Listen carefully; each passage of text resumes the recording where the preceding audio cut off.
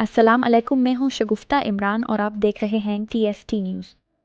Pakistan cricket में एक बड़ी खबर। पाकिस्तान क्रिकेट बोर्ड ने बाज़ाब्ता तौर पर ऐलान किया है कि तेज़ रफ्तार फास्ट बॉलर शाहीन शाह अफरीदी को कौमी वनडे टीम का नया कप्तान मुकर्रर कर दिया गया है। शाहीन शाह अफरीदी ने मोहम्मद रिजवान की जगह ली है और वो अपनी कप्तानी का आगाज़ आइंदा माह जनूबी अफ्रीका के खिलाफ 3 मैचों की सीरीज़ से करेंगे। ये सीरीज़ 4 से 8 नवंबर तक फैसलाबाद में खेली जाएगी। PCB के मुताबिक ये फैसला टीम को नया जोश, तवानाई और क़यादत फराहम करने के लिए किया गया है। शाहीन शाह अफरीदी, जिन्होंने 66 वनडे मैचों में शानदार कारकर्दगी दिखाई है, अब कप्तानी के नए चैलेंज को कबूल करने जा रहे हैं।